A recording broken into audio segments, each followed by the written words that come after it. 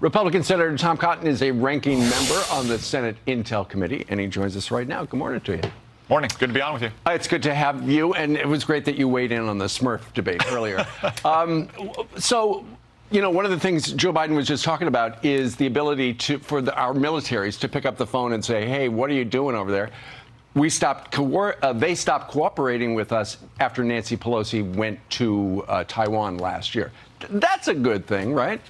Well, what Joe Biden has projected all year long, though, is this desire to have any small indication of progress, just the fact that they want to pick up the phone.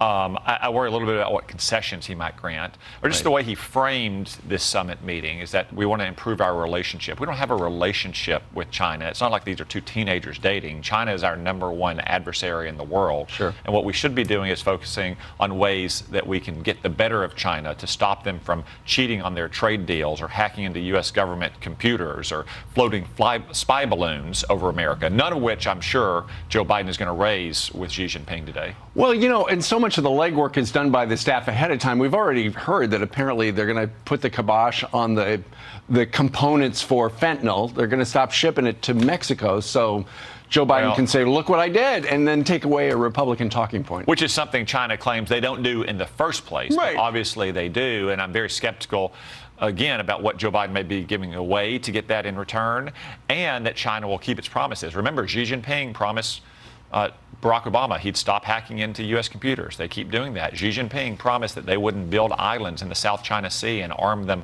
with missile systems, and they're doing that as well. So you cannot trust Chinese communists to keep their word. Okay, let's talk a little bit about you. You have been working on a bill with Tim Kaine to study the effects of cell phones on kids in schools.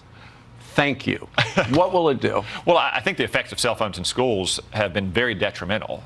Most studies show that kids are distracted, that they're not focused on learning, that they're not focused on building friendships with each other. It's hard on teachers because they become the phone police. So Sure. In the studies I've seen, that if school phones are checked at the front door and kids don't get them until the end of the day or not even brought into school, it's back to a positive learning environment where kids can focus on studying, and then in between classes and at lunch they can focus on building solid friendships. Now, as a federal government, we shouldn't mandate that phones can't be in school, but Right. what we can do is provide funds for a pilot program that will help schools offset the costs of setting up, say, phone lockers at the front of the school, Right. and then that'll produce more cases that people can study. Hopefully that'll show the positive effects of taking cell phones off of campuses, so more schools across the country will take that step and kids can get back to learning and making friends, not spending all day long texting and on social media. I think that's a great idea, and looking at cat videos and stuff like that. but you know how kids are. There are going to be workarounds where, you know, some kid needs the phone for maybe it's his personal health or a safety issue. Next thing you know, some other kid sees that kid, and you got all the phones back. In a handful of exceptional cases, you know, say if it's used as a hearing aid, for instance, Right. that's something that a school can take on a case-by-case basis. And a lot of schools do have their own devices, you know, to use, say, school-provided tablets that don't have the capability to text or do social media in the classroom. Right. But by and large, there's little reason for kids to have phones in classes. We all got by without them. Kids today can get by without them. Most kids will tell you once they're off the phones, it actually makes them feel better too. I'm a little older than you. When I was in school, I had a personal telegraph right there at my desk.